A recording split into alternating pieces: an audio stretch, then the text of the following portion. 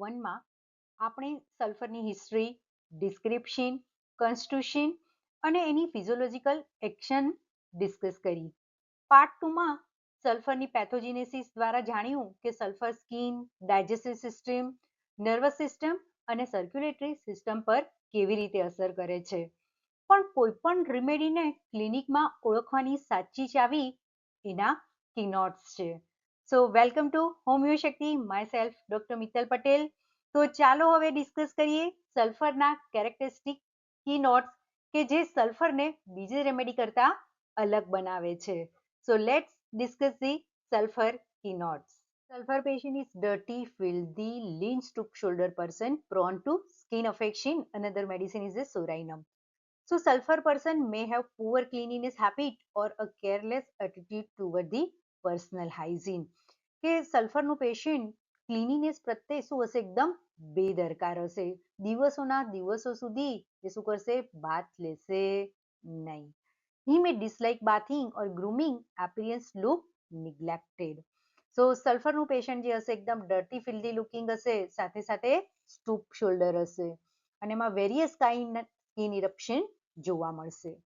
Itching of skin with scratching, feels good to scratch. Scratching cause burning which is worse at night in the heat of bed.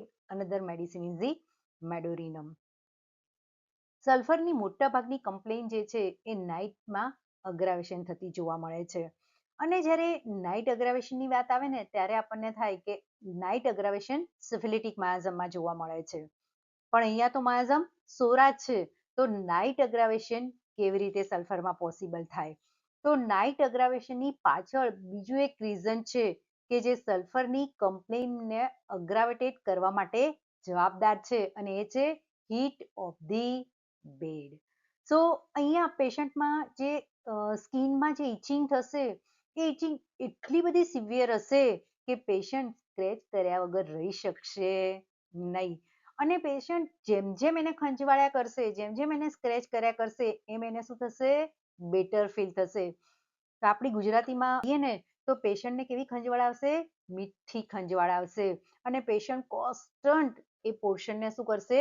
Scratch કર્યા કરશે અને scratch કર્યા પછી એને better feel થશે, પણ એ ત્યાં સુધી સ્ક્રેચ કરશે જ્યાં સુધી એ પાર્ટમાંથી બ્લીડિંગ ના થાય. અને નેચરલ છે કે બ્લીડિંગ થશે એટલે પેશન્ટને શું થશે? બર્નિંગ પેઇન થશે. એટલે શરૂઆતમાં સ્ક્રેચિંગમાં એને શું થશે? બેટર ફીલ થશે, પણ જેમ જેમ એ વધારે સ્ક્રેચ કર્યા કરશે, ખંજવાળ્યા કરશે, એમ બ્લીડિંગ થશે અને બ્લીડિંગના કારણે પેશન્ટને શું થશે? બર્નિંગ પેઇન થશે. Person of nervous temperament, quick motion, quick temper, plethoric, skin excessive sensitive to atmospheric changes.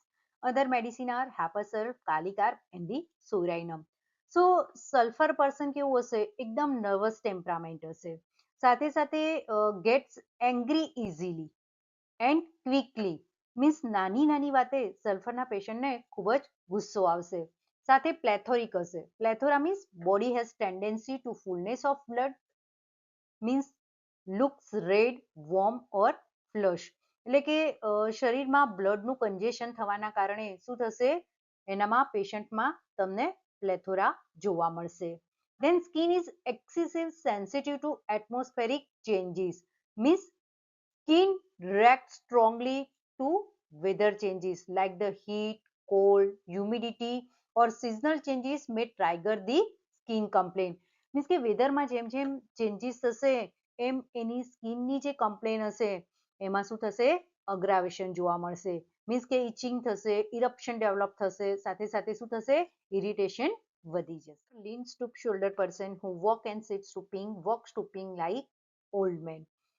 So even a young person may have tired, weak posture like an elderly person, show lack of strength and vitality. તો મોટા ભાગે આપણે એવું માનીએ છીએ કે એજના કારણે height વધારે હોય ત્યારે શું થાય છે? માણસ વાંકો વળી જાય છે અને બેસે છે તો એના ખભા કેવા હોય છે? સ્ટૂપ. અને ચાલે છે તો પણ એ સ્ટૂપિંગ શોલ્ડર પોઝિશનમાં ચાલતા જોવા મળે છે. પણ સલ્ફરનું પેશન્ટ યંગ હશે ને તો પણ એ બેસશે કે ચાલશે તો એના ખભા કેવા હશે? સ્ટૂપ હશે. સલ્ફરનું પેશન્ટ બેસેલું હશે, ચાલતું હશે કે ઊભું હશે, કોઈ પણ પોઝિશનમાં હશે, તમને એના ખભા કેવા દેખાશે?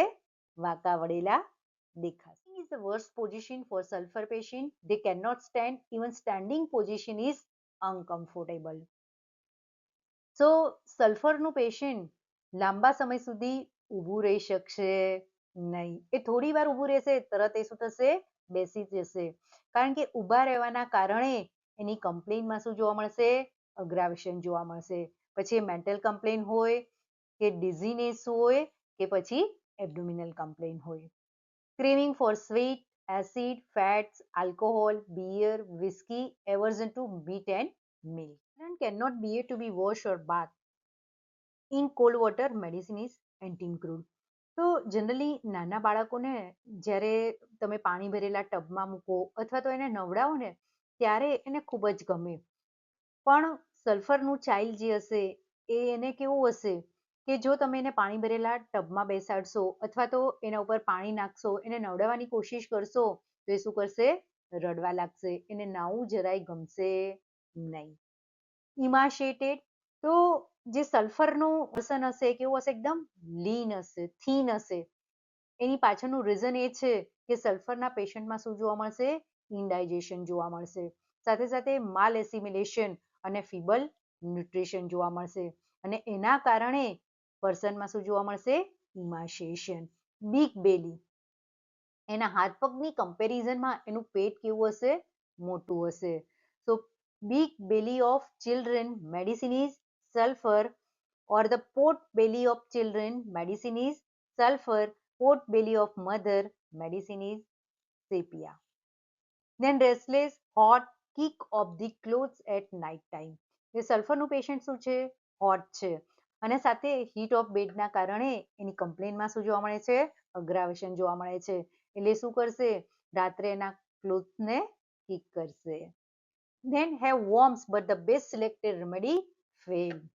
તો જ્યારે worm infestationમાં તમે બેસ્ટ સિલેક્ટેડ મેડિસિન આપી છે એના સિમ્પટમ સિમિલારિટીના આધારે, પણ એ રેમેડી જ્યારે ફેલ જાય છે ત્યારે તમે જો સલ્ફર આપો તો એવા કેસીસમાં સલ્ફર ખૂબ જ સરસ કામ કરે છે. આ કીનોટ્સ ખૂબ જ સમજવા જેવું છે.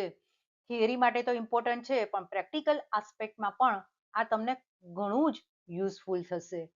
When carefully selected remedies fail to produce a favorable effect, especially in acute disease, it frequently serves to rouse the reactive power of the system and clear up the case.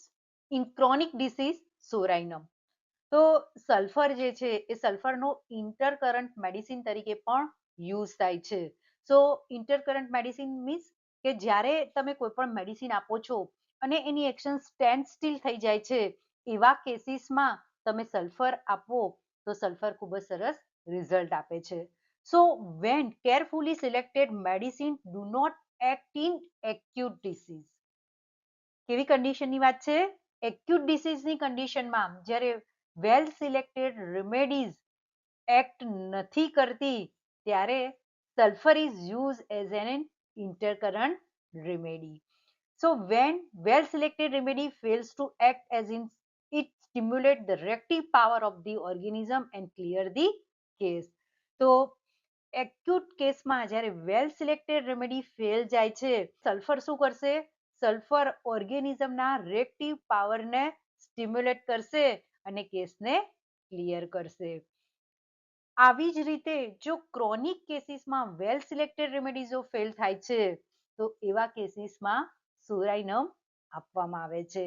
એટલે ખાસ યાદ રાખો કે જ્યારે એક્યુટ કેસીસમાં વેલ selected remedy fail જાય છે ત્યારે sulphur ખૂબ જ સરસ રોલ પ્લે કરે છે, અને જ્યારે ક્રોનિક કેસીસમાં વેલ સિલેક્ટેડ રેમેડી ફેલ થાય છે ત્યારે સોરાઇનમ ખૂબ જ સરસ રોલ પ્લે કરે છે. Sorry chronic disease that result from suppressed eruption, other medicine are causticum and sorinum. So here refers to a constitutional tendency with glandular problem and unhealthy nutrition, may show enlarged lymph glands and chronic weakness, and also the relapsing complaint. So અહીંયા સલ્ફરના પેશન્ટમાં especially chronic disease that result from suppressed eruption, અને આ વસ્તુને આપણે sulphur part 2 માં એની centrifugal એક્શનના સાથે ખૂબ જ સારી રીતે સમજ્યા છીએ કે જ્યારે પણ કોઈ સ્કિન ડિસીઝને લોકલ ઓઇન્ટમેન્ટ અથવા તો ક્રીમ લગાવીને સપ્રેસ કરવામાં આવે છે ત્યારે શું થાય છે કે જ્યારે તમે આવા કેસીસમાં સલ્ફર આપો છો ત્યારે એ સ્કિન ઇરપ્શન કે જેને તમે સપ્રેસ કર્યા હતા એ ફરી પાછા રીએપિયર થાય છે. Complaints that are continually relapsing. Menses, leukorrhea. Patient seems to get almost well when the disease return again and again. તો જનરલી આવા કેસીસમાં શું થાય છે કે the patient almost recover but after some time the same complaint returns again and again. કે તમે એક્ઝિમા છે કે સોરિયાસિસ છે એને એક્સટર્નલ એપ્લિકેશન મીન્સ કે કોઈ ઓઇન્ટમેન્ટ કે ક્રીમ લગાવીને સપ્રેસ કર્યું છે તો એ જ્યારે તમે ક્રીમ કે ઓઇન્ટમેન્ટ લગાવો છો ત્યારે થોડા સમય માટે ઇરપ્શન શું થઈ જાય છે ડિસએપિયર થઈ જાય છે. તમને એવું લાગે છે કે તમને શું થઈ ગયું છે ક્યોર થઈ ગયું છે પણ થોડા ટાઈમ પછી એ ઇરપ્શન ફરીથી પાછા તમારી સ્કિન પર જોવા મળે છે કારણ કે ક્યોર નથી થયા એ શું થયા છે સપ્રેસ થયા છે અને આવા કેસીસમાં સલ્ફર ખૂબ જ સરસ રિઝલ્ટ આપે છે. To single parts I, nose, chest, abdomen, ovaries, arms, legs, or any organ of the body marking the onset of tumors or malignant growth, especially at climacteric age or climacteric period. So sulfur has tendency to produce local congestion in a particular part, and this long-standing congestion may be associated with the beginning of tumor-like or abnormal growth tendency at climacteric period or the menopausal period.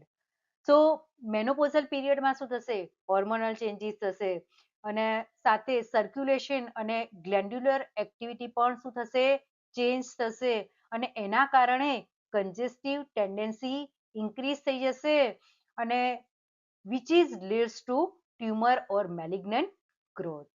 આ સ્લાઇડમાં આપણે એક એવા keynote symptoms ને discuss કરવા જઈ રહ્યા છીએ કે જે સલ્ફરની પહેચાન છે.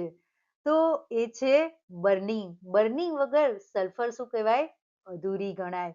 તો સલ્ફરના એવા બે કેરેક્ટરિસ્ટિક સિમ્પટમ્સ છે કે જે સલ્ફરને આઈડેન્ટિફાઈ કરવા માટે ખૂબ જ જરૂરી છે.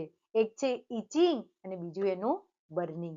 સો burning in various part of the body. So સલ્ફરમાં બર્નિંગ કેમ થાય છે due to the venous action plus irregular distribution of the blood which cause the congestion and due to this congestion produce the heat, redness and burning. So જ્યારે આર્ટિયલ circulation disturb થાય છે અને એના કારણે બર્નિંગ પ્રોડ્યુસ થાય છે એ બર્નિંગમાં બે medicine જોવા મળે છે એ છે એકોનાઇટ અને બેલાડોના. So arterial circulation disturb which produce burning which is seen in aconite and belladonna. જ્યારે વેનસ સર્ક્યુલેશન ડિસ્ટર્બ થશે અને એ વેનસ સર્ક્યુલેશન ડિસ્ટર્બ થવાના કારણે બર્નિંગ પ્રોડ્યુસ થશે તો મોર પ્રોબેબલી એ જોવા મળે છે લેકેસિસ, ગ્રેફાઇટિસ, સલ્ફર અને કાર્બોવેજમાં. જો આર્ટિયલ સર્ક્યુલેશન ડિસ્ટર્બ થશે તો તમને રેડનેસ પ્રોમિનેન્ટ હશે અને જો વેનસ સર્ક્યુલેશન ડિસ્ટર્બ થશે તો શું હશે બ્લ્યુનેસ પ્રોમિનેન્ટ હશે. સલ્ફર, ફોસ્ફરસ ને આર્સેનિક ટ્રાયો ઓફ બર્નિંગ. તો આર્સેનિકના બર્નિંગ પેનની વાત કરીએ તો આર્સેનિકનું જે બર્નિંગ પેન છે ડ્યુ ટુ ધ ડિસ્ટ્રક્ટિવ ઇન્ફ્લામેશનના કારણે અને આર્સેનિકનું બર્નિંગ પેન રિલીવ થાય છે વોર્મ એપ્લિકેશનથી એક્સેપ્ટ ધી હેડ સિમ્પટમ્સ. જ્યારે ફોસ્ફરસનું જે બર્નિંગ પેન છે એ બર્નિંગ પેન વોર્મ એપ્લિકેશનથી રિલીવ થાય છે except the head and stomach symptoms. જ્યારે સલ્ફરનું જે બર્નિંગ પેન છે which is better by cold application because sulfur is a hot patient. Constant heat on top of the head, vertex with burning in soles and palms, especially at night time, wants to cool them, so puts them out of bed. તો all over બોડીમાં તો burning થશે પણ સાથે સાથે severe burning pain એને palm અને સોલ્સમાં જોવા મળશે અને એટલા માટે થઈને આખી બોડીને કવર કરશે પણ એના સોલ અને પામને ખુલ્લા રાખશે.